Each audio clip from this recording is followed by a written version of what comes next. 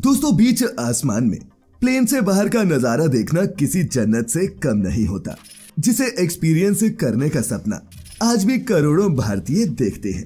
और आज भी हमारे देश की आधी से ज्यादा आबादी ऐसी है जिन्होंने एयरपोर्ट और प्लेन्स के अंदर का इंटीरियर भी सिर्फ फिल्मों में ही देखा है। और इसकी वजह है प्लेन की टिकट्स की कीमत।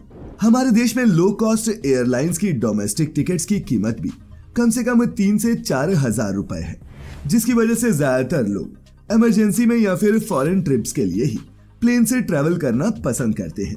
लेकिन हाँ, अब ये सब बदलने वाला है, क्योंकि जल्द ही आपको दिल्ली से कोलकाता और कोलकाता से बेंगलोर की फ्लाइट 500 से 800 रुपए में भी मिल सकती है, क्योंकि हमारे देश में अब शुरू होने जा रही है हमारे देश की पहली ultra low cost airline Akasa air.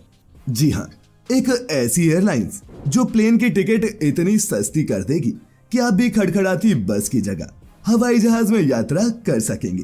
पर यह सब होगा कैसे, यही सोच रहे हैं ना?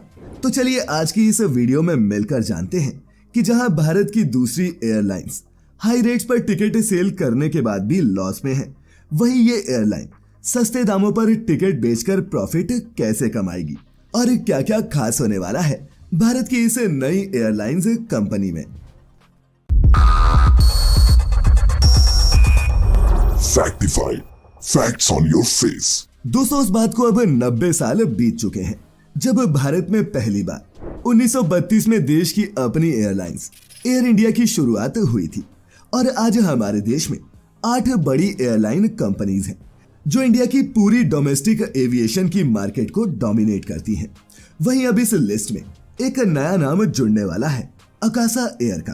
दोस्तों, आपको बता दूं कि अकासा एयरलाइंस को भारत के वॉरेन बफेट कहे जाने वाले राकेश झुनझुनवाला ने शुरू किया है। जी हाँ, वही मिस्टर झुनझुनवाला जिनका कॉन्फिडेंस आप उनकी इस पीएम मोदी के साथ वाली तस्वीर में देख सकते हैं। क्या आपको उनकी शर्ट में कुछ खास दिखा?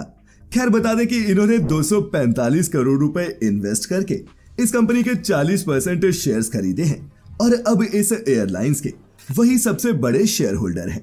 राकेश झुनझुनवाला के अलावा जेट एयरवेज के फॉर्मर सीईओ विनय दुबे भी इस कंपनी में 15% के हिस्सेदार हैं। दोस्तों, अकासा एयर ने पिछले साल अक्टूबर 2021 में ही अपना नो ऑब्जेक्शन सर्टिफिकेट हासिल कर लिया था, लेकिन एनओसी हासिल करने के बाद भी किसी भी एयरलाइंस को अपना एयर परमिट हासिल करने के लिए कम से कम 6 महीने का वक्त लगता है, जिस वजह से ही ये कंपनी अभी तक अपनी लीगल फॉर्मेलिटीज को पूरी करने में लगी है।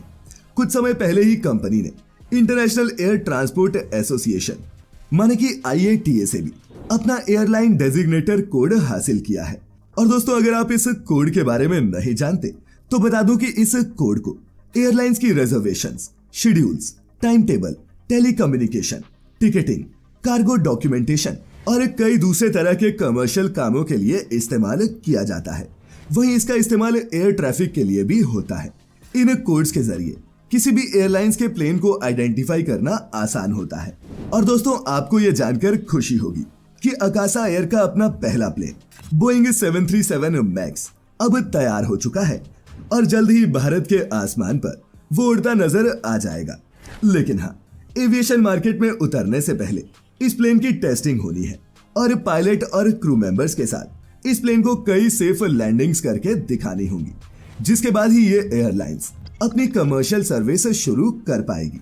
SNV एविएशन ने, जो अकासा एयर की पेरेंट कंपनी है, दुबई एयर शो में international aircraft manufacturing company Boeing के साथ $9 बिलियन में 72 बोइंग 737 मैक्स का कॉन्ट्रैक्ट साइन किया था। और इस ऑर्डर को बोइंग को अगले 4 सालों में पूरा करना है और इस साल के अंत तक अकासा एयर को अपने 18 बोइंग एयरक्राफ्ट और मिल जाएंगे। वैसे दोस्तों, आपको ये भी बता दूं कि ये वही बोइंग मैक्स 8 एयरक्राफ्ट हैं जिसे इंडोनेशिया और इथियोपिया में हुए 2 डेडली प्लेन क्रैशेस के बाद साल 2019 में दुनिया भर में बैन कर दिया गया था। लेकिन कई नई मॉडिफिकेशन और क्लियरेंसेस को पार करने के बाद FAA और DGCA ने इन प्लेन्स को दोबारा उड़ान भरने की इजाजत दे दी है और इस बार इन प्लेन्स में पहले से ज्यादा सेफ्टी फीचर्स भी ऐड किए गए हैं। रिपोर्ट्स के मुताबिक अकासा एयर के प्लेन ऑपरेशन मिड जून से शुरू हो जाने चाहिए और अगले महीने माने कि जुलाई अगस्त से ही इस एयरलाइन के कमर्शियल ऑपरेशंस भी शुरू हो जाएंगे। शुरुआत में तो अकासा एयरलाइंस की फ्लाइट्स देश के बड़े शहरों और महानगरों के लिए ही अवेलेबल होगी और वहीं अगले साल ये एयरलाइंस अपनी इंटरनेशनल सर्विस भी शुरू कर देगी। 100 मिलियन पैसेंजर ट्रैफिक के साथ भारत इस वक्त दुनिया की तीसरी सबसे बड़ी डोमेस्टिक एविएशन मार्केट है।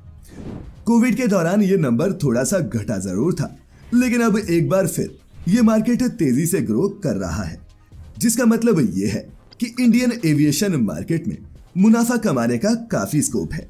और यही वजह है कि मार्केट में अपनी जगह बनाने के लिए अकासा एयर की पीआर टीम और फाउंडर्स इसे एक अल्ट्रा लो कॉस्ट एयरलाइन के तौर पर प्रमोट कर रहे हैं।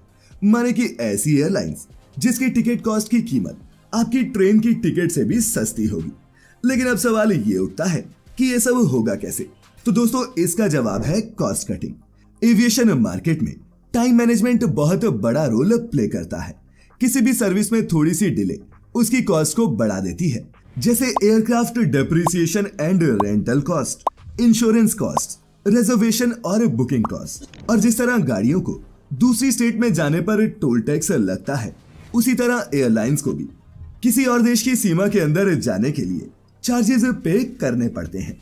इसके अलावा प्लेन्स में डलने वाले फ्यूल की मार्केट कॉस्ट में चेंजेस भी एयरलाइंस के खर्चों को बढ़ाते हैं। और इन सब एक्सपेंसेस को कवर करने के लिए ही एयरलाइन कंपनीज अपनी टिकट्स की प्राइसेस को बढ़ाती हैं। लेकिन ऐसा करने से एयरलाइंस को प्रॉफिट होने की बजाय घाटा ही हो जाता है, और वो इसलिए क्योंकि हाई कॉस्ट होने की वजह से ज्यादातर लोग प्लेन की जगह ट्रेन या फिर बस से ट्रैवल करना पसंद करते हैं। वहीं ज्यादा पैसेंजर्स न होने की वजह से एयरलाइंस के एक्सपेंसेस बढ़ते चले जाते हैं। और यही कारण है कि इंडियन एविएशन मार्केट में ज्यादातर एयरलाइंस कर्ज में डूबी हुई हैं।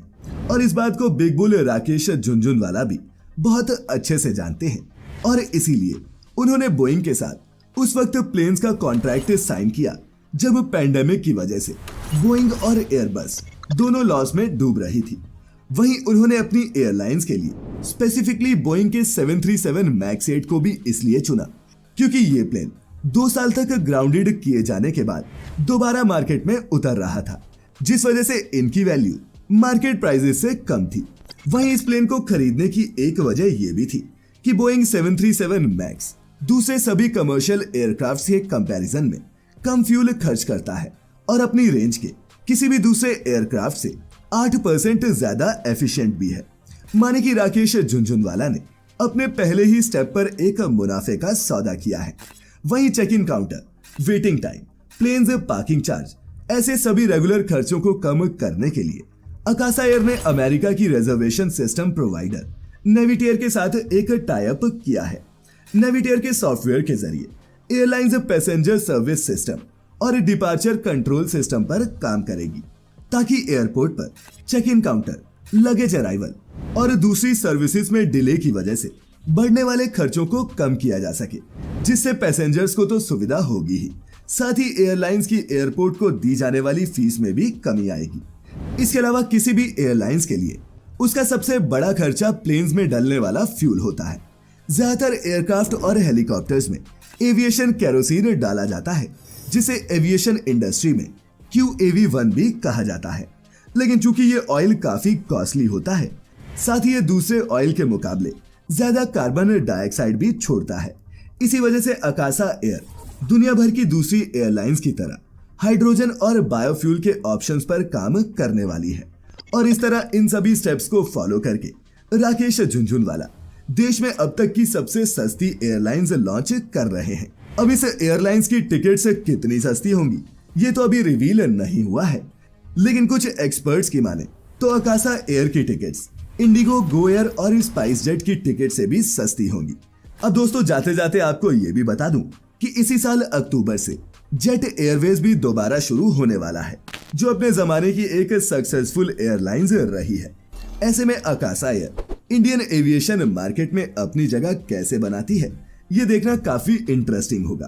खैर, नीचे कमेंट करके जरूर बताएं कि अगर प्लेन की टिकट ट्रेन से भी सस्ती हो गई तो क्या आप भी प्लेन से ही ट्रैवल करना चाहेंगे।